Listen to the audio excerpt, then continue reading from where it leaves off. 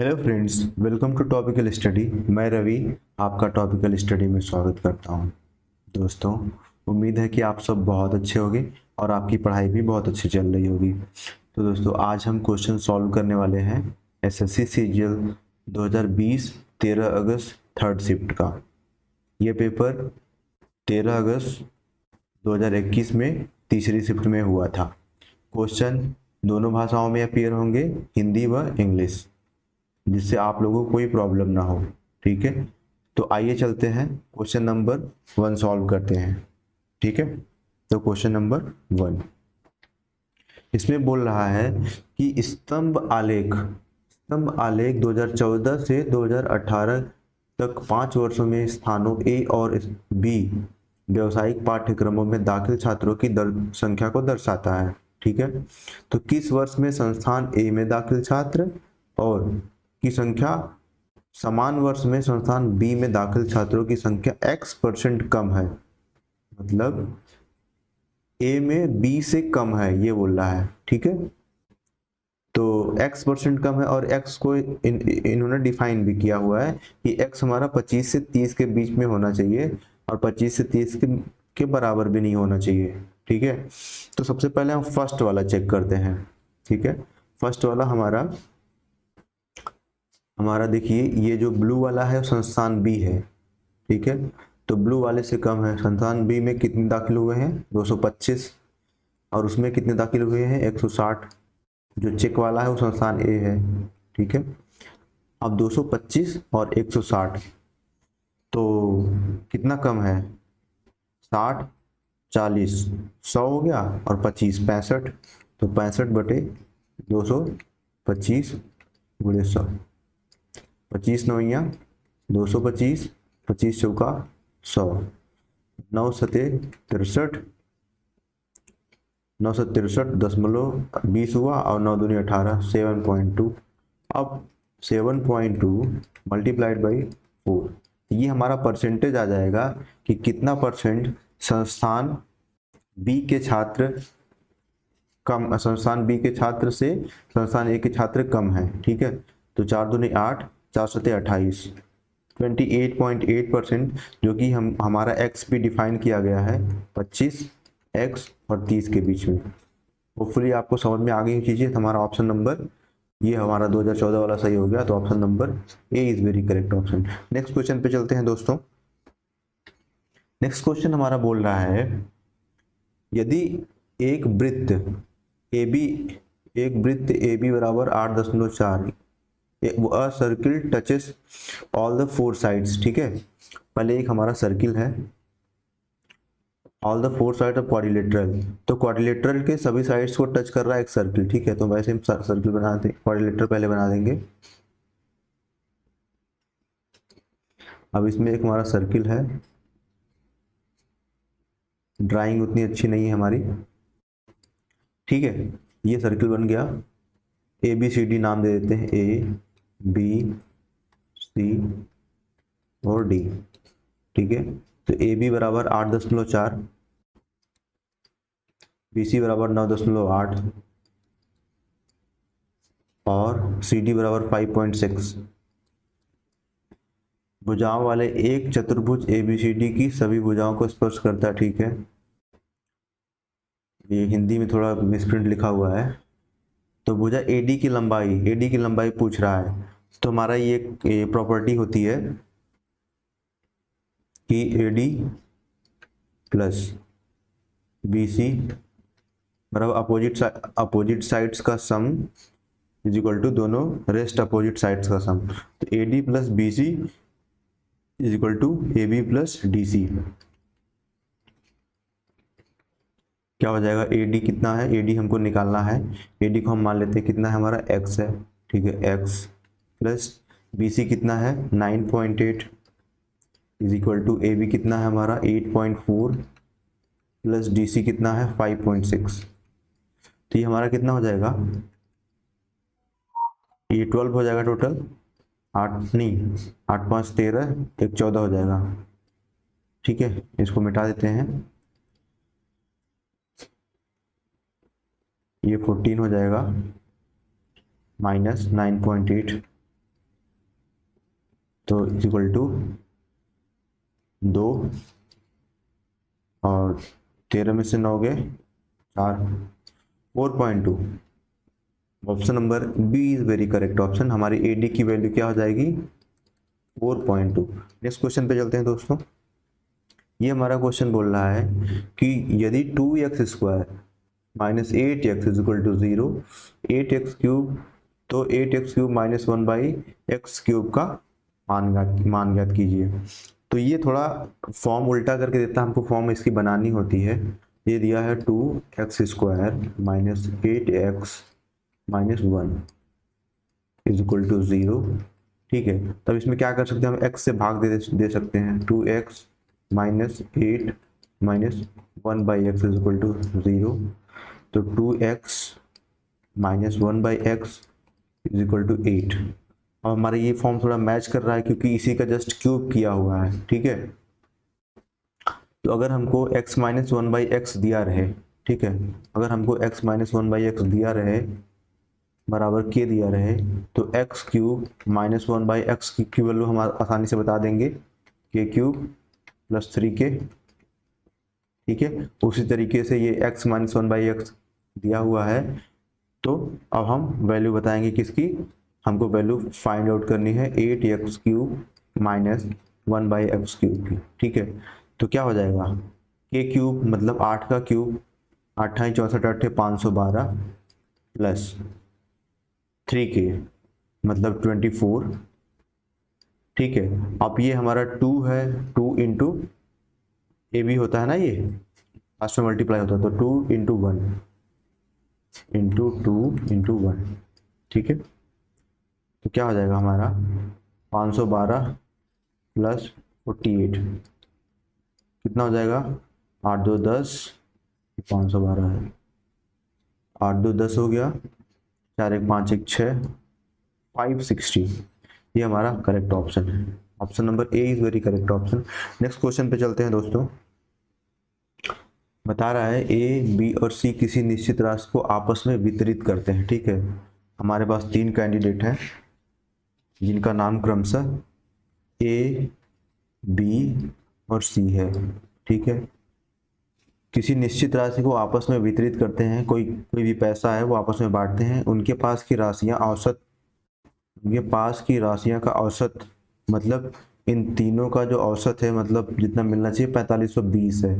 तो टोटल कितना हो जाएगा राशि, अगर 4520 है तो 3 का मल्टीप्लाई करेंगे, 0 3 दूना 6, 3 5 15, 3 4 12 1 13, 13,560 रुपये हो जाएगा, ठीक है। अब 3 4 12 1 13, ठीक है। अब क्या बोल रहे हैं, ए का हिस्सा बी के हिस्से से 10(2/3 अधिक है। जो ए है बी के हिस्से से 10(2/3 अधिक है, और सी के हिस्से से 33(1/3 कम है, ठीक है। तो 33(1/3 कितना होता है, 33(1/3% कितना होता है, 1/3 होता है, ठीक है। तो कम है, समझ रहे हैं। तो अगर हम c की वैल्यू 3 लेते हैं तो 1/3 कम है, तो a कितना हो जाएगा, 2 हो जाएगा, ठीक है। और इधर बोल रहा है कि a का हिस्सा b के हिस्से से 10(2/3% अधिक है। मतलब b से 10(2/3, 10(2/3 10 3 30, 10 3 30 2 32/3 परसेंटेज का मतलब 100 होता है, 300 हो गया, ठीक है। तो 32/300 है। तो अगर ये हमारा b 300 है तो ये हमारा 332 होगा, ठीक है। तो अब हमें यहाँ पे वैल्यू मिल रही है कि 2 बराबर 332, तो 1 बराबर कितना होगा, 2 कम 2, 2 6 12, 2 6 12 166। तो हमारा c की वैल्यू कितनी हो गई, 166 गुणे 3, 3 6 18, 3 6 18 19, 3 कम 3 1 4, 498 हो गई हमारी वैल्यू, ठीक है। अब हमको पूछा क्या है कि b का हिस्सा रुपयों में ज्ञात कीजिए। तो b हमारा कितना है, 300 है, भागीदारी कितने की है, 332 प्लस 498 प्लस 300, ठीक है। और किस में करना है, 13,560 में 3 हिस्से करने हैं, तो इनको ऐड कर लेंगे हम। कितना हो जाएगा, ये हो जाएगा 632 और 6 1032, 1032 में और 98 जोड़ेंगे, कितना हो जाएगा 1032, सॉरी 98, 8 2 10, 9 3 12, 1 13, 1 1130, ठीक है। तो ये हमारी वैल्यू हो जाएगी, कहाँ पे लिखे, यहाँ पे लिख रहे हैं 300 बटे 1130 गुणे 13,560। तो काटेंगे अब, एक जीरो से एक जीरो कट गया, 113 है, 113 एक बार जाएगा तो 7 20 15 7 22 बचेगा, तो 22 बचेगा, तो उसके बाद क्या कितने में जाएगा, 226 के करीब हो जाएगा ये तब। तो 113 दूना 226, ये कट जाएगा, ठीक है। तो एक एक जीरो भी आ जाएगा, 120, सॉरी 120 इधर आ जाएगा, तो 120 गुणे 30, तो 12 3 36, 3600। तो हमारा बी का हिस्सा कितना हो जाएगा हमको, 3600 रुपया। Option number C is very correct option. Next question पे चलते हैं दोस्तों। नेक्स्ट क्वेश्चन है हमारा, यदि 3 tan theta is equal to 2√3 sin theta और थीटा हमारा 0 से 90 के बीच में है, तो 2 sin square 2 theta minus 3 cos square 3 theta का मान बताइए, ठीक है। तो सबसे पहले हम थीटा इज इक्वल टू 3 रख के चेक करते हैं, 3 नहीं 30 अंश, तो 3 गुणे tan 30 अंश बराबर 2√3 साइन 30 अंश, ठीक है। तो 3 गुणे 1/√3 इज इक्वल टू 2√3 साइन 30 अंश की वैल्यू 1/2 होती है, ठीक है। तो ये 1/2 से ये 2 गया, इधर √3 बचा, ये 3/√3। अब इसमें ऊपर नीचे अगर हम √3 से मल्टीप्लाई कर दें, ठीक है, तो ये नीचे वाला बचेगा 3 और ये 3 से ये कैंसिल हो जाएगा, इधर √3 और इधर भी √3, तो √3 इज इक्वल टू √3। तो हमारा थीटा की वैल्यू है वो सेटिस्फाई कर गई। इसका मतलब है कि थीटा की वैल्यू कितना है, 30 अंश है इस क्वेश्चन में, ठीक है। तब हम यहाँ से ये दिए हुए क्वेश्चन की का मान आराम से निकाल सकते हैं। 2 sin square 2 theta minus 3 cos square 3 theta, ठीक है। तो 2 इंटू साइन स्क्वायर 2 थीटा, तो थीटा का मान 30 है तो 60 हो गया, साइन 60 का मान √3/2 होता है, तो 3/4 हो गया, ठीक है। Minus 3 cos square 3 theta, 30 90, cos 0 की वैल्यू 1, cos 90 की वैल्यू 0, तो ये तो हमारा 0 हो जाएगा, तो 2 2 जा 4 इज इक्वल टू 3/2 आपका आंसर। देखिए अब क्वेश्चन नंबर 6 देखते हैं, ठीक है। एक वृत्ताकार पार्क का क्षेत्रफल 12,474 मीटर स्क्वायर है, ठीक है। तो ये हमारा वृत्ताकार पार्क है,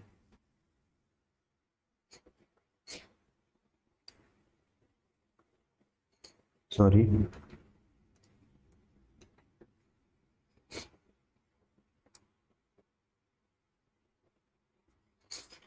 ठीक है, 12,474 मीटर स्क्वायर है। पार्क के चारों ओर 3.5 मीटर चौड़ा मार्ग है,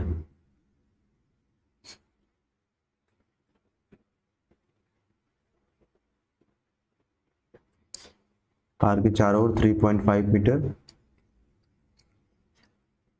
चौड़ा मार्ग है, ठीक है। मार्ग का क्षेत्रफल मीटर स्क्वायर में ज्ञात करें, पाई बराबर 22/60 दिया हुआ है, ठीक है। तो सबसे पहले हमें वृत्ताकार पार्क का क्षेत्रफल दिया हुआ है, तो कितना होता है, पाई r स्क्वायर बराबर 12,474।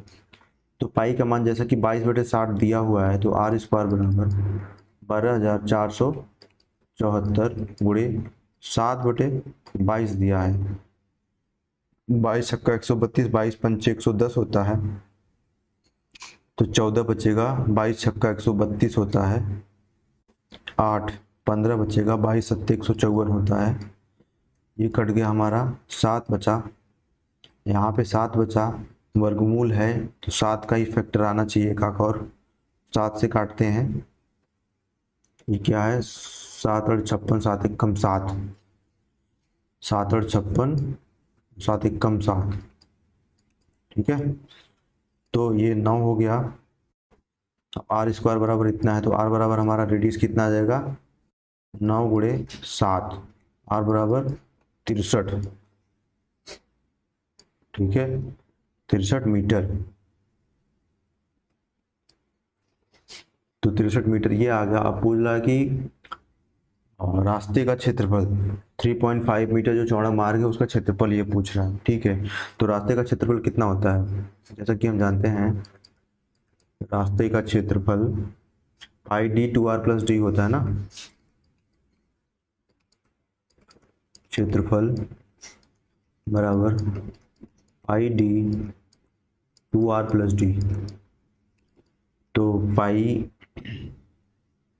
का मान हमारा 22/7 है, डी हमको दिया 3.5 मीटर हमारा, और आर की वैल्यू अभी हम निकाले हैं 63, प्लस डी का मान कितना है, डी का मान अभी हमने रखा 3.5, इसको हम सॉल्व कर लेंगे, ठीक है, इसको सॉल्व कर लेंगे तो 0.5 यहाँ पे आएगा, तो 22 गुणे 0.5, 2 3 6 2 6 12 प्लस 3.5, 22 पंचे 110, ये 11 हो जाएगा, ये कितना हो जाएगा हमारा 0.5 और 6 3 9 और हमारा 2 और 129.5 हो जाएगा। इसका मल्टीप्लाई करेंगे, 11 25 55, 11 9 99, 5 114, 11 हासिल, ठीक है, और 11 दूना 22 और 22 11 33, 22 11 कितना होगा, अरे सही से जोड़ो, 11 25 55 के 5 5 हासिल, 11 9 99 और 5 14 104, 10 हासिल, 11 दूना 22 10 32 और 11 एकम 11 3 14, 1424.5, ये आया। Option number A is very correct option. Next question पे चलते हैं दोस्तों। ये हमारा रास्ते का क्षेत्रफल आ गया, क्या आएगा रास्ते का मीटर स्क्वायर में आएगा। यदि ABC में कोण C बराबर 90, त्रिभुज ABC में कोण C बराबर 90, ठीक है, ये हमारा ABC है,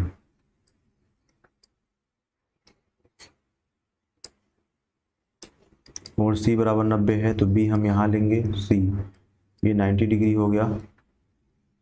बोल रहा है और Q BC का मध्य बिंदु है, ठीक है, ये हमारा BC है, तो यहाँ पे Q होगा कहीं। यदि AB बराबर 10 और AC बराबर 2√10, यदि AB बराबर 10 और AC बराबर 2√10, तो AQ की लंबाई ज्ञात कीजिए, AQ, तो ये चीज पूछा हुआ है, ठीक है। जैसा कि हमको पता है कि ये 90 अंश से ये है, ये पता है हमको, ये पता, तो ये वाला BC हमको पता हो सकता है। तो अगर हम 100 10 का स्क्वायर माइनस कितना 2√10 का स्क्वायर कितना हो जाएगा, 2√10 का स्क्वायर, तो हमको क्या मिलेगा, इसमें BC मिल जाएगा 100 माइनस 40 बराबर BC, तो 60 आ गया, ठीक है, 60 आ गया अंडर रूट में। तो अंडर रूट में 60 की वैल्यू कितना थी, 15 चौका 60, 2√10 15। जैसा कि हमको पता है कि क्यू मिड पॉइंट है, तो 2√15 दोनों की वैल्यू आ गई। इसकी वैल्यू √15 और इसकी वैल्यू √15। पूछा क्या है हमसे, ए क्यू की लंबाई ज्ञात कीजिए। ए क्यू भी में पाइथागोरस लग जाएगा, तो क्या हो जाएगा, ए क्यू स्क्वायर बराबर 2√10 का स्क्वायर कितना हो जाएगा, 40 प्लस 15, तो अंडर रूट में 55। ए क्यू बराबर अंडर रूट में 55। Option number A is very correct option. Next question पे चलते हैं दोस्तों। बोला एक वस्तु का क्रय मूल्य 280 रुपए है। एक दुकानदार इसे अंकित मूल्य पर 16% की छूट देकर बेचता है। सबसे पहले हम सीपी, एमपी और एसपी लिख लेते हैं। एक वस्तु का क्रय मूल्य 280 रुपए है, ठीक है। एक दुकानदार इसे इसके अंकित मूल्य पर 16% की छूट देकर बेचता है। तो 16% की छूट देकर बेचता है, ठीक है। 16% की छूट मतलब और 20% का लाभ कमाता है। तो अंकित मूल्य पे छूट देगा तो लाभ हमारा 20% का है, तो 120/100, ठीक है। तो 100 से ये 0 कट गया, 12 अट्ठे 96, 12 दूना 24 और 24 9 कितना होगा, 336 ना। चलो, तो अब क्या बोल रहा है, 16% की छूट देके बेचता है और 20% का लाभ। वस्तु का अंकित मूल्य रुपयों में है, ठीक है। तो अब मान लीजिए कि अंकित मूल्य हमारा 100% था, तो 16% छूट देके बेचा तो 84%, ठीक है। 100% था, ठीक है, वही चीज़ अपने आप में 100% होती है। तो अगर वो 16% छूट देके बेचा तो 84% बराबर 336। किससे जाएगा, 8 से 12, 3 से भी कटेगा ये, ठीक है। किससे कटेगा तब, 3 से ही काटते हैं, 12 12 से काटते हैं, 12 से कटेगा ये, 12 दूना 24, हाँ 12 सत्ते 84 और 12 दूना 24, 36 36 9 12 अट्ठे 96। 1% बराबर 4 और 100% बराबर 400। 100% ही तो है हमारा एमपी, ठीक है। तो 400 option is very right answer, जैसा कि पहले से ही टिक किया गया था ऑप्शन में। नेक्स्ट क्वेश्चन पे चलते हैं दोस्तों। बोला है ए और बी एक निश्चित कार्य को क्रमशः 18 दिन और 30 दिन में पूरा करते हैं। ए 18 दिन में और बी 30 दिन में पूरा करते हैं, ठीक है। तो इनकी इफिशियंसी निकाल लेते हैं।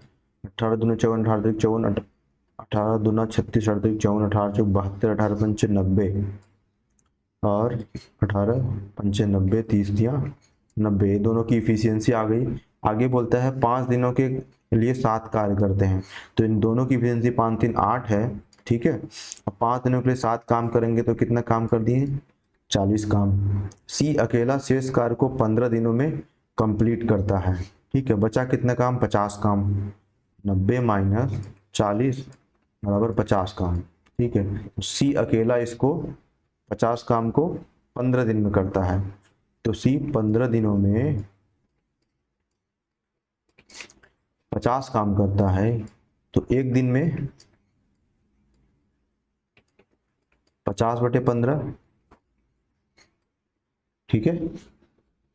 तो मतलब 5 दहम 50, 5 3 15, तो सी की इफिशियंसी 10/3 हुई। तो ए और सी मिलकर सामान्य कार्य के 5/6 भाग को कितने दिन में पूरा कर सकते हैं। तो ए और सी मिलकर ना, तो समान कार्य कितना, 90 है समान कार्य, ठीक है। तो 5/6, 90 का 5/6 कितना हो जाएगा, 6 कम 6 6 पंचे 30, 15 पचे 75 काम। ए और सी मिलकर 75 काम को कितने दिन में, तो ए की इफिशियंसी हमारे कितनी निकली 5 और सी की इफिशियंसी 10/3, ठीक है। तो बराबर 75/3 5 15 10 25/3 3 बराबर 75 गुणे 3/25, 3×75 बराबर 9 दिन। ठीक है, तो ए और सी मिलकर जो काम दिया गया था 90 काम का 5/6 भाग 9 दिन में पूरा कंप्लीट कर लेंगे। Option number C is very correct option. Next question पे चलते हैं दोस्तों। बोला है त्रिभुज एबीसी और त्रिभुज डीईएफ और त्रिभुज ए समरूप हैं। त्रिभुज एबीसी का क्षेत्रफल इतना है, त्रिभुज डीईएफ का क्षेत्रफल 24 है सेंटीमीटर स्क्वायर है, तो बीसी बराबर 3.15 है, तो ईएफ की लंबाई ज्ञात कीजिए। ठीक है, तो ये दोनों हमारे समरूप त्रिभुज हैं।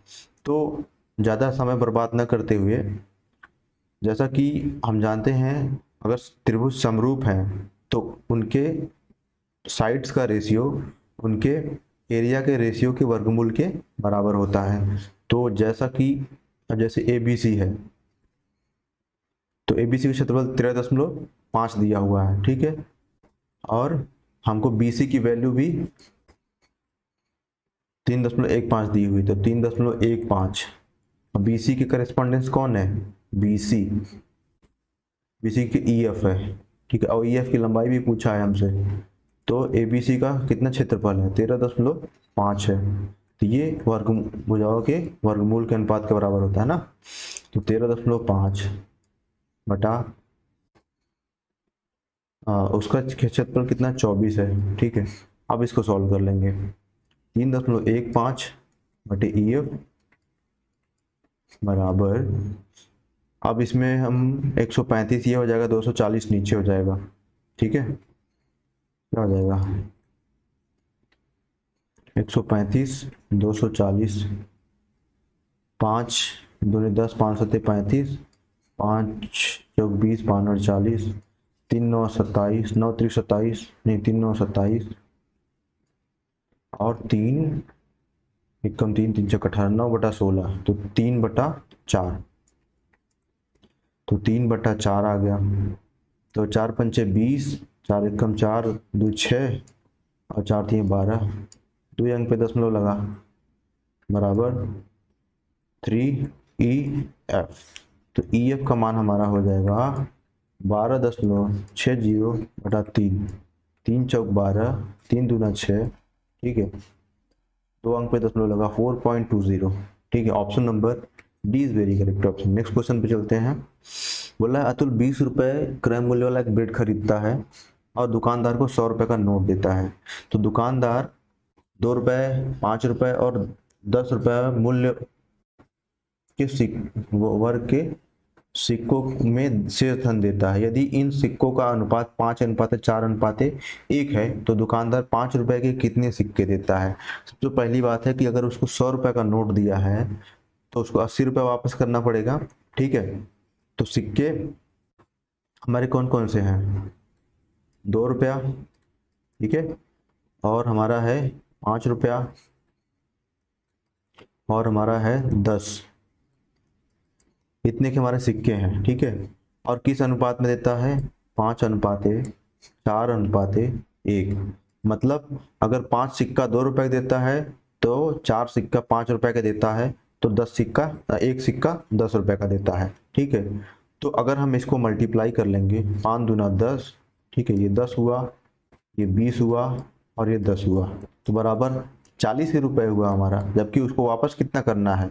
80 रुपए करना है। ठीक है, अगर हम इस रेशियो में 2 का मल्टीप्लाई कर दें तो क्या आ जाएगा हमारा? तो ये 10 सिक्का हो जाएगा, तो कितना हो जाएगा? 10 दूना, तो 10 डबल हो जाएगा ना, तो हमारा 80 रुपए वापस हो गया। 2 तो पंचे 10, 2 चौक 8 और 2 एकम 2 हो जाएगा, तो टोटल जुड़ने पे 80 रुपए आएगा। तो पूछा क्या है? 5 रुपए का कितना सिक्का? तो 5 रुपए का 2 चौको 8, इसमें भी 2 का मल्टीप्लाई होगा, इसमें भी होगा, तो बराबर 8। Option number C is very correct option. Next question पे चलते हैं दोस्तों। देखो, इस तरह के क्वेश्चन करने से पहले हम आधा चीजें जो है माइंड में ही करते हैं। जैसे इतना स्टेप हम माइंड में कर सकते हैं, और ये जो ब्रैकेट ऑफ बॉडमास का नियम होता है उसको ध्यान में रखते हुए सबसे पहले ये छोटा ब्रैकेट खुलता है, फिर उसके बाद ये मझला ब्रैकेट खुलता है, फिर ये ग्रेट वाला सबसे बड़ा ब्रैकेट खुलता है। ठीक है, फिर ये चीजें हम अपने मन में सॉल्व कर सकते हैं। तो आइए फटाफट सॉल्व करते हैं। ऑफ सबसे पहले होता है तो 20 छक्का 120, ठीक है, 20 छक्का 120 हो गया, और 90/120, 9/12, 3 त्रिका 9, 3 चौक 12, तो 3/4 यहाँ पे आ गया गुणे। अब ये है हमारा, सबसे पहले हमारा ये ब्रैकेट खुलेगा, यहाँ पे आएगा -5, ठीक है, और -5, फिर उसके बाद ये मल्टीप्लाई होगा, तो 3 दूना 6 हो गया, और ये -5 है, तो ब्रैकेट खुलेगा तो माइनस माइनस प्लस हो जाएगा, 6 5 11 हो जाएगा, और 11 चौक 44, और ये 1/4 हो जाएगा हमारा, क्योंकि 11/44 है तो 1/4 हो गया यहाँ तक, और ये डिवाइड है, तो यहाँ पे कितना हो जाएगा, पहले भाग होगा, 3 त्रिका 9 और 3 दूना 6, भागे 6 हो जाएगा, ठीक है। अब 3/4 गुणे 1/4 गुणे 1/6, तो 3 दूना 6, तो 4 चौक 16 दूना 32, तो 1/32 is the right answer. Next question पे चलते हैं दोस्तों। बोल रहा है 11 संख्याओं का औसत 56 है, ठीक है, तो इसको हम बेसिक मेथड से करना ज़्यादा उचित समझेंगे, ठीक है।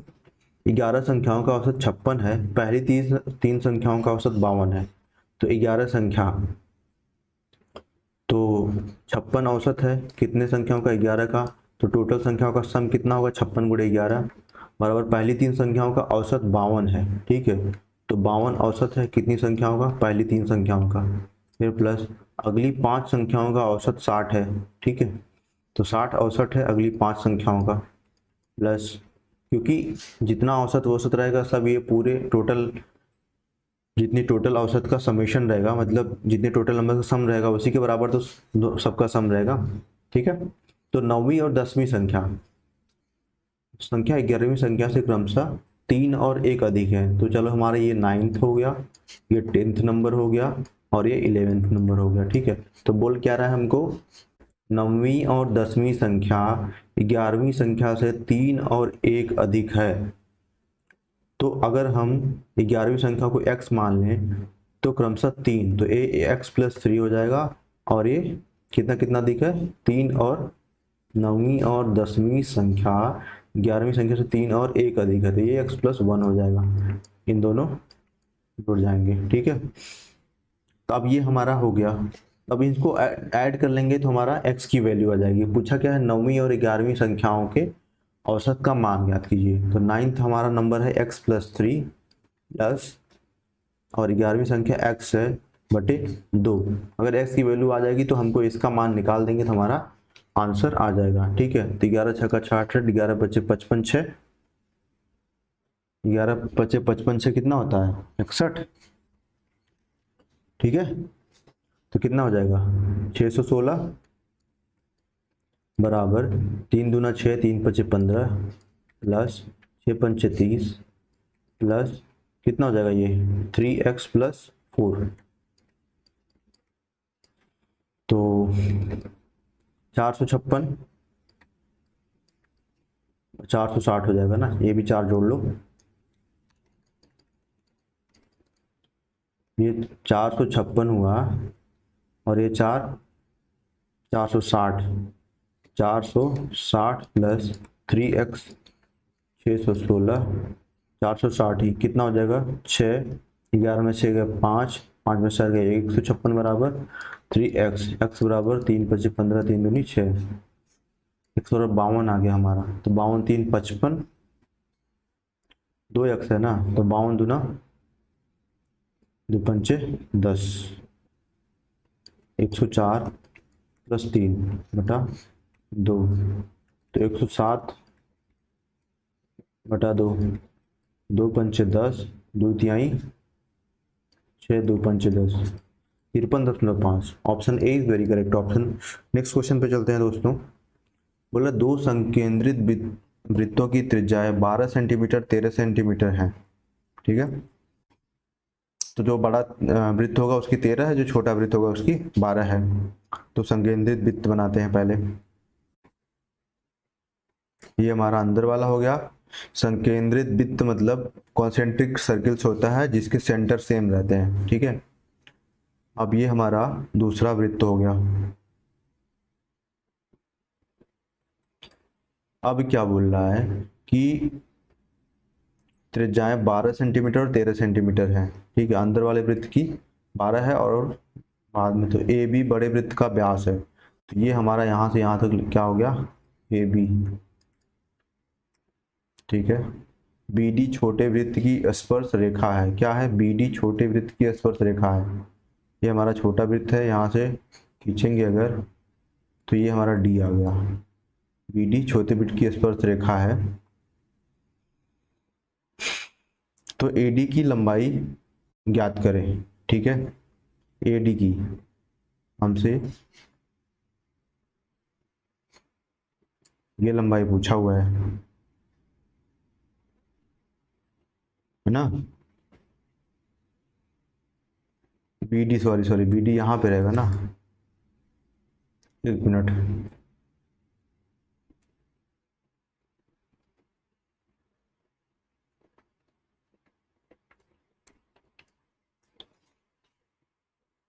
चलिए बी डी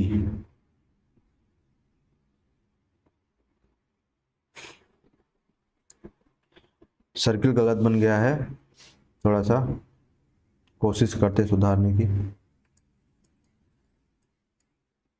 लो, पूरा का पूरा सर्किल ही गायब हो गया।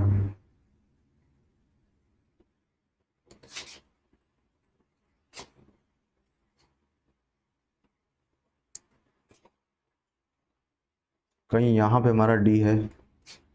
ठीक है, अब यहाँ से जो स्पर्श रेखा जा रही है बी डी है, बी डी। तो ए डी की लंबाई पूछ रहा है ना, तो ए डी की लंबाई याद करो। तो ए डी हमारा ऐसे आएगा कुछ, ए डी हमारा ये हो गया, ये हमारा डी हो गया। 10 की एक स्थान तक सही। तो जैसा कि हमको पता है कि ये हमारा ओ सेंटर है, तो ए बराबर 13, तो ये पूरी लंबाई 26 हो जाएगी। ठीक है, अगर ये 26 है और ये लंबाई हमारी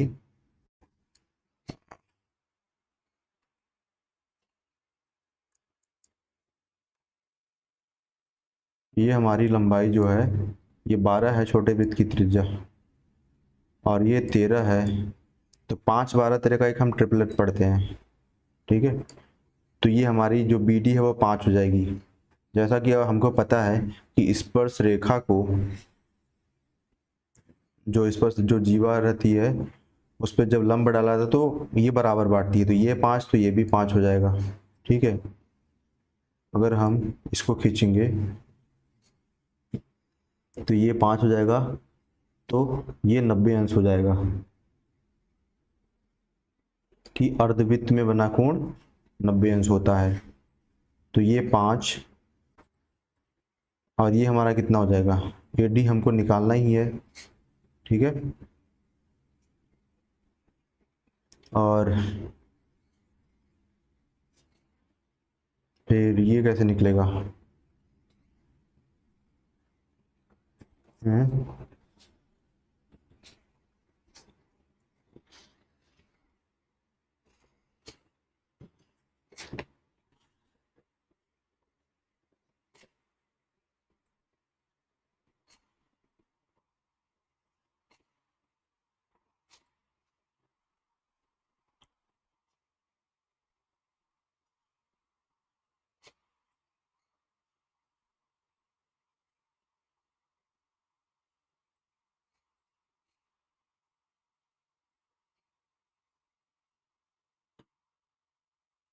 कोई हम n मान लेते हैं, कोई बिंदु अलग से मान लेते हैं। फिर ये हमारा ये 5 हो गया,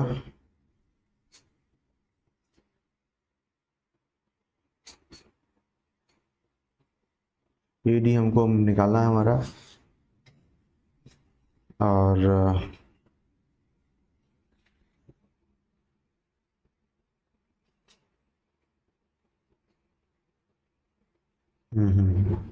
जैसा कि हम देख रहे हैं कि हमारा जो ए बी है वो पूरा 26 है और ये हमारा 10 है। तो एक ट्रिपलेट हम पढ़ते हैं, चाहे इसमें पाइथागोरस से भी निकाल लेंगे, तो ट्रिपलेट 10 24 26 होता है हमारा। तो ये हमारा an 24 हो जाएगा, ठीक है। तो अगर an 24 हो गया और nd 5 हो गया तो हमको ad आराम से निकल जाएगा। कैसे निकलेगा?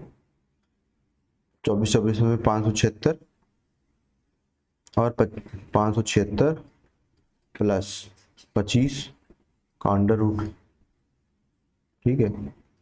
यही तो होगा एडी हमारा, बराबर 5 6 11 7 2 9 10 5 1 6 601। तो 601 का 25 में 625 होता है, ये तो होगा नहीं हमारा, ठीक है। 23 में 529 होता है, ये और कम हो जाएगा।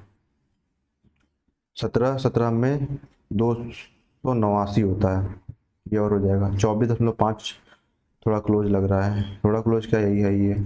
नेक्स्ट क्वेश्चन पे चलते हैं दोस्तों। बोला 40.5 किलोमीटर की चाल से चलने वाली एक रेलगाड़ी एक खंबे को पार करने में 24 सेकंड का समय लेती है, ठीक है। तो 40.5 किलोमीटर प्रति घंटा की चाल से चलने वाली ना, तो डिस्टेंस इज इक्वल टू क्या होता है हमारा, स्पीड इनटू टाइम।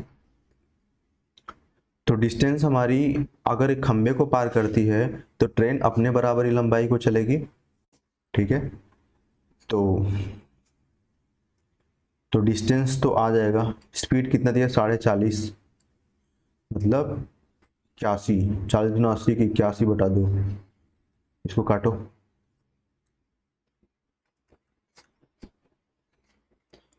आपका 81/2। अब ये किलोमीटर पर आवर में, तो इसको हम बदल लेंगे 5/18 कर देंगे, और ये 24 सेकंड में पार करती थी। इससे हमारी ट्रेन की लंबाई आ जाएगी, लेंथ ऑफ ट्रेन, TL, ठीक है। तो इसको हम अगर काटेंगे 9 दूनी 18, 9 9 81, 2 ब्रह्म में 24, ठीक है, और 2 छक्के 12, 9 बचे 45, 45 छक्के कितना हो जाएगा 6 पंचे 30, और 6 चौक नहीं 9 बचे 45, 6 पंचे 30, 6 चौक 24 3 27, 270। तो 270 हमारी लेंथ ऑफ ट्रेन आ गई, और 450 मीटर लंबे पुल को, ये मीटर में ही आएगा, ठीक है, और 450 मीटर लंबे पुल को पार करने में कितना समय लगाएगा, तो 270 प्लस 450, ये हमारी पूरी डिस्टेंस हो गई। क्योंकि पुल को पार करने में ट्रेन जो है पुल की लंबाई प्लस अपनी लंबाई दोनों चलेगी, ठीक है। और ट्रेन की स्पीड तो हम जान ही रहे हैं, और पूछा कितना सेकंड लेगा, तो 81/2 गुणे 5/18 गुणे टाइम, ठीक है। तो कितना हो जाएगा 0 7 5 12 4 2 6 1 7, 720 बराबर 81/2 गुणे 5/18 गुणे T। तो 9 और 72, 9 9 81, 9 दूनी 18, और 2 दूनी 4, 5 16 में 80, तो 16 चौको 64, T बराबर 64 second. Option number D is very correct option. Next question पे चलते हैं दोस्तों। दिया है, आज हम आप लोगों को सीढ़ी उतरवाएंगे, ठीक है। x⁴ प्लस 1/x⁴ बराबर 727 दिया है। तो x - 1/x का मान ज्ञात कीजिए, ठीक है। तो x - 1/x का मान पूछा हुआ है। तो एक सीढ़ी हम लोग उतरेंगे x² प्लस 1/x²। जब सीढ़ी प्लस में उतरते हैं तो इसमें एक जोड़ के अंडर रूट लेना पड़ता है, 727 प्लस 2 अंडर रूट, तो 729 का अंडर रूट 27 हो गया, ठीक है। अब हम सीढ़ी माइनस में उतरेंगे तो क्या हो जाएगा 27 - 2 का अंडर रूट बराबर 5। तो x - 1/x बराबर 5। नेक्स्ट क्वेश्चन पे चलते हैं दोस्तों।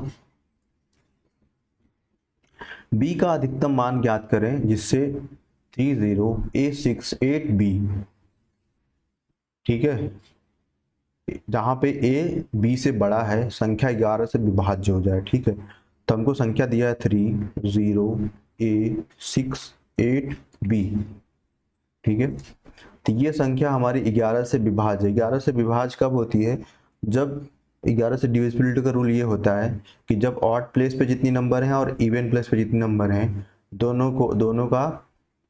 दोनों का अगर हम माइनस करेंगे तो वो या तो 0 आ जाए या तो 11 का कोई डिविजिबल 11 का मल्टीपल नंबर आ जाए। ठीक है, तो इसमें हम जोड़ेंगे तो 3 + a + 8 माइनस 0 + 6 + b। ठीक है, अब यहाँ पे आ जाएगा a + 11 - 6 + b, किसके बराबर? या तो ये 0 हो जाए या तो ये 11 हो जाए, दोनों में हमारा काम बन जाएगा। ठीक है, तो सबसे पहले अगर हम 0 लेंगे तो हमारा a + b बराबर, माइनस करेंगे तो दोनों माइनस हो जाएगा ना, यहाँ पे ब्रैकेट लगाओ और यहाँ पे माइनस। ठीक है, तो a + b माइनस, तो ये प्लस बी कहाँ कर रहा भैया, माइनस a - b और 11 में 6 गया 5। ठीक है, तो यहाँ पे +5 हो, यहाँ पे +5 होगा और उस साइड जाएगा तो -5 होगा। तो a - b बराबर -5, जबकि यहाँ पे बोल रहा है कि a b से बड़ा है। ठीक है, तो a b से बड़ा रहेगा तो a में से b घटाएंगे तो नेगेटिव नंबर आएगा कि नहीं आएगा? नहीं आएगा, तो ये गलत है, तो हम ये नहीं ले पाएंगे, तो हम 11 लेंगे। ठीक है, तो a - b बराबर 6, ये हमारा सही हो सकता है। ठीक है, तो बोला मैक्सिमम नंबर अगर हम b का मैक्सिमम नंबर बोल रहा है ना, तो मैक्सिमम नंबर b के लिए हम a को मैक्सिमम ले सकते हैं। तो a को मैक्सिमम कितना ले सकते हैं? क्योंकि a एक ही डिजिट का है, तो एक डिजिट की सबसे बड़ी संख्या 9 होती है, तो 9 में से b घटाएंगे तो 6 आ रहा है, तो b बोलेगा कि भैया मैं 3 ही हूँ, तभी 6 आएगा, तो b बराबर 3 हमारा हो गया। नेक्स्ट क्वेश्चन चलते हैं दोस्तों। एक विक्रेता ने 640 किलोग्राम चावल खरीदे। उसने चावल का एक भाग 20% लाभ पर बेचा और शेष भाग 5% हानि पर बेचा। ठीक है, एक हमारा विक्रेता है, वो 640 किलोग्राम चावल खरीदा। ठीक है, क्या खरीदा? चावल, और एक भाग उसका 20% लाभ पर बेचा, और ये 20 है भैया, ध्यान देना, और शेष भाग उसका 5% हानि पे बेचा, तो हम एलिगेशन में माइनस लगाते हैं, तो पूरे लेन देन में उसको 15% का लाभ हुआ। ठीक है, 15% का लाभ हो गया, तो उसके द्वारा 5% की हानि पर बेचे गए चावल की मात्रा कितनी होगी? तो एलिगेशन लगा देंगे, 20 - 15, यहाँ पे 5 हुआ, 15 - -5, यहाँ पे 20 हुआ, तो ये हमारा 20% लाभ पर कितना बेचा गया और 5% हानि पर कितना चावल बेचा गया, उसका अनुपात आ जाएगा। ठीक है, तो 5 चौको 20 और 5 एकम 5, 4:1 हमारा अनुपात आ गया। ठीक है, तो अब क्या पूछ रहा है कि उसके द्वारा 5% की हानि पर बेचे गए चावल की मात्रा ज्ञात कीजिए। तो 5% हानि पे वो 1 यूनिट बेचता है, तो हमको टोटल चावल कितना? 640 किलोग्राम, तो 5 यूनिट बराबर 640, 1 यूनिट बराबर 5 दूनी 10, 5 8 40, 1 यूनिट बराबर 128।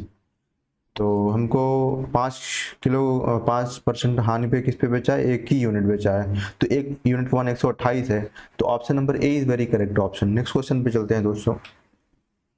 बोल रहा है x - 1/x = 1, तो x⁴ प्लस 1/x⁴ का मान ज्ञात कीजिए। ठीक है, तो x - 1/x = 1 है।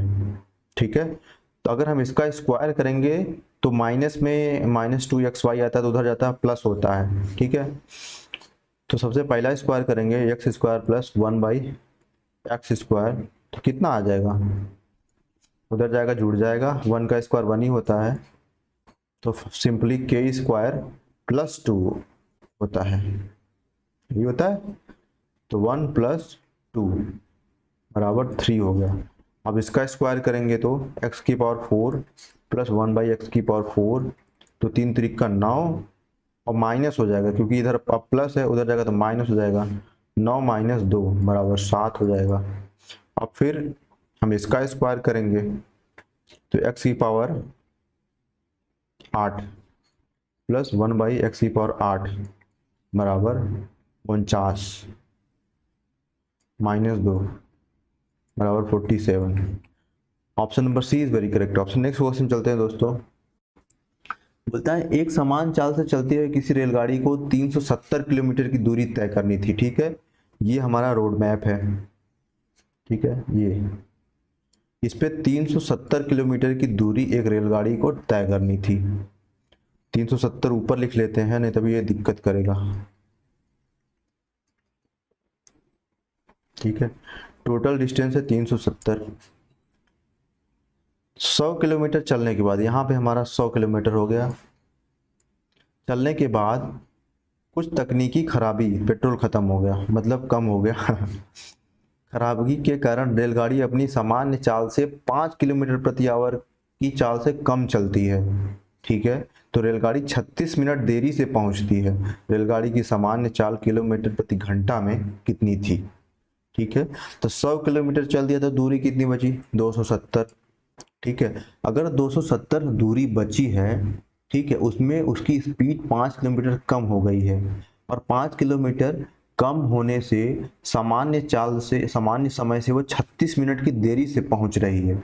तो हमको पता है distance is equal to speed into time होता है, पर यहाँ पे टाइम की बात चल रही है, टाइम बराबर डिस्टेंस अपॉन स्पीड हो जाएगा। तो 270 बड़ा कौन रहेगा? जिसमें ज़्यादा समय लगेगा। तो अगर हमारी सामान्य चाल x थी तो 5 मिनट देरी, 5 किलोमीटर देरी से चलता है, 5 किलोमीटर कम हो जाता है तो x-5। फिर इसमें से घटाएंगे क्या? जो उसकी नॉर्मल चाल थी, जितना उसको नॉर्मल चाल में समय लगता था, बटे x। अब बराबर क्या हो जाएगा कि 36 मिनट देरी से, तो ये जो चाल है हमारा किलोमीटर में चल रहा है तो पक्का घंटा में चाल है, तो इसको भी हम 36 मिनट है अगर, तो घंटा में कन्वर्ट कर लेंगे। तो कितना हो जाएगा ये?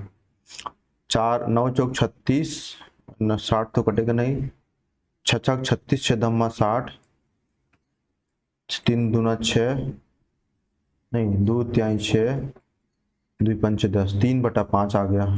ठीक है, 3/5 इधर आ गया।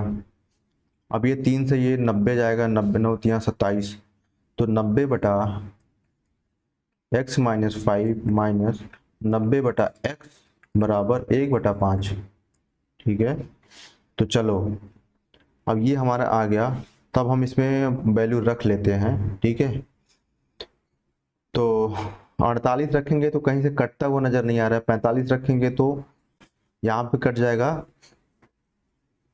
लेकिन ये 45 गुना 90 होता है और -2 हो जाएगा ना, तो ये भी नहीं दिख रहा है अच्छे से। 50 रखते हैं तो 50 ये संख्या बड़ी हो जाएगी तो माइनस में वैल्यू नहीं आएगी, हमको 1/5 लाना है ना। तो 50 रखेंगे, 45 दूना 90, 2 हो गया इधर, माइनस 9/5, तो 5 दूनी 10 माइनस 9, 1/5 बराबर 1/5 ही है। तो option number D is very correct option. Next question पे चलते हैं दोस्तों। दो समान राशियां क्रमशः 6% और 10% के वार्षिक साधारण ब्याज पर उधार ली जाती हैं। ठीक है, पहली राशि दूसरी राशि की तुलना में 2 वर्ष बाद वापस की गई। प्रत्येक स्थिति में राशि 1105 थी। प्रत्येक योजना में कितनी राशि उधार ली गई थी? ठीक है, दो राशियां हैं, दो समान राशियां, मतलब अगर एक हम x लेते हैं तो दूसरी भी x ही लेंगे। ठीक है, उधार ले रहे हैं तो एक क्रमशः 6%, इसको 6% साधारण ब्याज की दर पे लिया, इसको 10% साधारण ब्याज की दर पे लिया। पहली राशि दूसरी राशि की तुलना में 2 वर्ष बाद वापस की गई। ठीक है, अगर हम इसको पहली राशि दूसरी राशि की तुलना में 2 वर्ष बाद, अगर हम इसको t समय में वापस करते हैं तो इसको t+2 वर्ष में वापस करेंगे। ठीक है, तो प्रत्येक स्थिति में राशि 1105 थी, तो प्रत्येक योजना में कितनी राशि उधार ली गई थी? ठीक है, तो जो हमको अमाउंट मिला था वो 1105 था। एक बात बताइए, ये हमारा 1105 दोनों स्थिति में हमको मिलता है। ठीक है, तो अगर हमारा प्रिंसिपल सेम है और हमारा अमाउंट सेम है तो आपको क्या लगता है ब्याज भी सेम ही मिला होगा? ठीक है, तो ब्याज अगर सेम मिला होगा तो 6t+2 बराबर 10t, ब्याज बराबर कर लिया तो 6t+12 बराबर 10t, 4t बराबर 12t बराबर 3 आ गया। t का मान हमारा 3 है, ठीक है। तो t का मान अगर 3 है तो ये 10% है और t 3 है, तो 1150 हमको अमाउंट मिल रहा है। तो x का, और हमको पूछ रहा है प्रति दशा में कितनी ली गई थी, तो x का 130% निकालेंगे तभी तो अमाउंट आएगा 1105, ठीक है। तो 5 दूनी 10, 5 छंग 30, 26 पंचे 130, 5 दूनी 10, 5 दूनी 10, 5 एकम 5, ठीक है। अब इसको काटो, 2 13, 2 50, 13 कम 13, 7 20, 13 7 91, 17 गुणे 50, x बराबर 17 गुणे 50, 17 पचे 85, 850। Option number B is very correct option. Next question पे चलते हैं दोस्तों।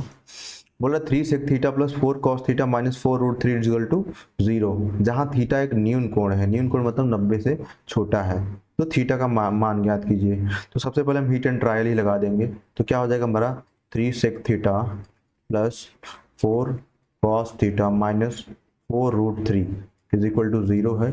थीटा बराबर अगर हम सबसे पहले 30 अंश रखेंगे तो 30 अंश 3 गुणे sec 30 मतलब 1 बटा cos 30, cos 30 की वैल्यू √3/2 तो 2/√3, ठीक है, प्लस 4 cos 30 1/2, ये तो होता है नहीं, √3/2 माइनस 4√3 इज इक्वल टू 0। इसको सॉल्व करने पे हमको 0 आना चाहिए, तो कितना हो जाएगा 2√3, और इसको √3 ऊपर नीचे मल्टीप्लाई कर देंगे तो यहाँ भी 2√3 हो जाएगा, प्लस 2√3 माइनस 4√3 बराबर 0, तो 4√3 माइनस 4√3 बराबर 0, option number B. Next question पे चलते हैं दोस्तों। ये हमारा क्वेश्चन है। सबसे पहले कि हम जानते हैं कि tan अगर a प्लस बी का मान कितना रहता है 90 अंश रहता है, तो tan a upon tan b का मान 1 रहता है। तो हम डायरेक्ट सॉल्व कर देते हैं इसी में, ठीक है। tan a प्लस बी का मान यहाँ पे 90 है, अल्फा अल्फा कट जाएगा, ठीक है। तो यहाँ हमारा ये वैल्यू हमारी 1 हो गई, तो ये 1 हम यहाँ पे लिख देते हैं माइनस। अब हमको पता है जैसा कि हम जानते हैं कि cos 19 और sec 19 ये 1 हो जाएगा, ठीक है। और बचेगा हमारा कितना cos 19 इंटू कोसेक 71, फिर plus sine 71 into 71 into sec 71, हाँ सेक 71, सेक 19 है यार, कहाँ से बोल रहे हो,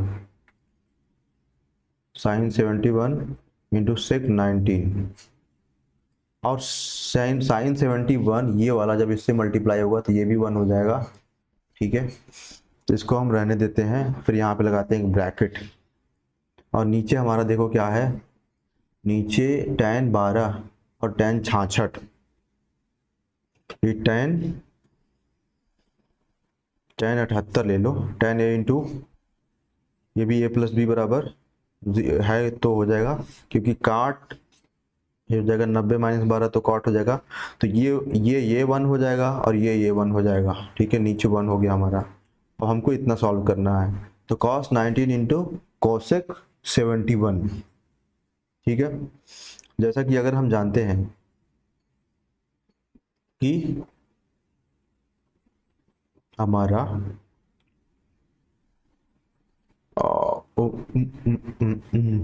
ये वन हम लिखना ही भूल गए, बताओ।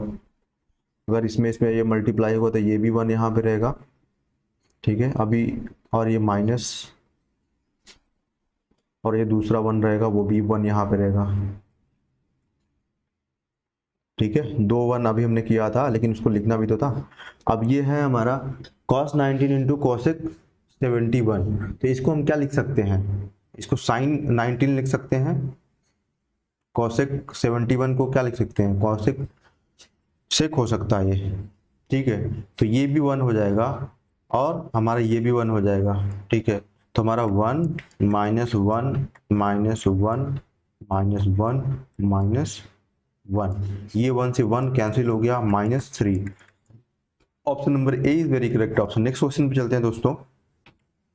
एक पुरुष और एक महिला एक साथ मिलकर किसी कार्य को 66 दिन में पूरा कर सकते हैं, ठीक है। मेल प्लस फीमेल एक काम को किसी 66 दिन में पूरा कर सकते हैं, और मेल और फीमेल की इफिशियंसी कितनी है, 3/2 है, ठीक है।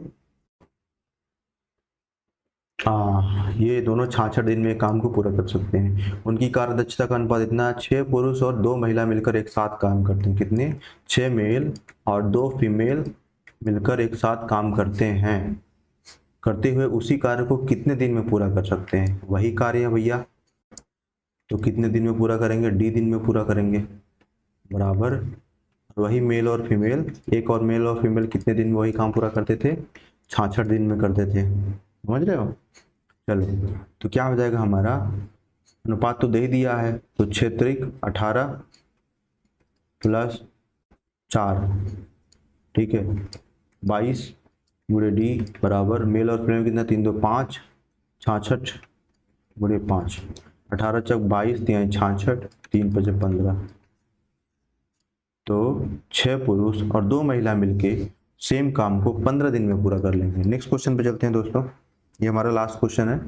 कोई दुकानदार अपनी सामग्री पर उनके क्रय मूल्य से 30% अधिक मूल्य अंकित करता है। कोई दुकानदार अपनी सामग्री पर उनके क्रय मूल्य से, ये हमारा CP MP और ये SP हो गया।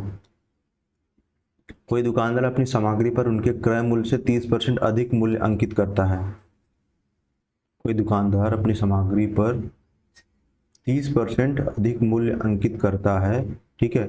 तो अगर इसका 100 है तो अंकित कितना करता है, 130 करता है, और 10% की छूट देता है। पर इस पे हम 10% की छूट देंगे,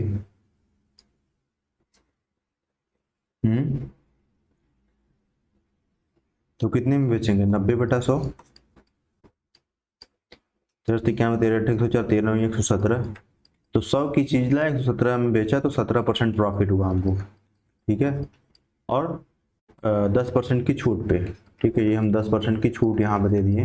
बोला 6.5% अधिक मात्रा प्राप्त करने के लिए क्या है, इसमें क्या लिखे, अच्छा मोर प्रॉफिट बोल रहा है, in order to earn 6.5% more profit, ठीक है। तो 17 ऐसे ही है, तो 6.5% और जोड़ते हैं, तो 5 7 6 13 और 1 1 2, 23.5 प्रॉफिट उसको कमाना है। तो कितना उसको लाभ, मतलब कितने % उसको छूट देना पड़ेगा, ठीक है।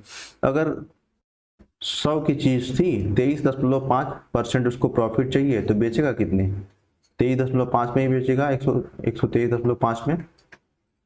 तो उसका प्रिंट रेट कितना था, 130 था, ठीक है। बेचा कितना, 123.5 में, तो कितना उसका छूट हुआ, अंकित मूल्य पर कितनी छूट देगा, अब 6.5 बटा 130 गुणे 100, 13 25 65, 1 0 से 1 0 गया, 5% छूट देगा, ठीक है। तो दोस्तों आज की हमारी क्वेश्चंस की सीरीज यहीं समाप्त होती है। तो वीडियो को लाइक करिए, शेयर करिए और अपने दोस्तों में भी शेयर करिए, ठीक है। सपोर्ट करिए दोस्तों, हम आपको ऐसे ही क्वेश्चंस कराते रहेंगे। और आपका बहुत बहुत शुक्रिया। आपके लिए एक छोटा सा नोट्स लिख देता हूँ, थैंक्स फॉर वॉचिंग वीडियो।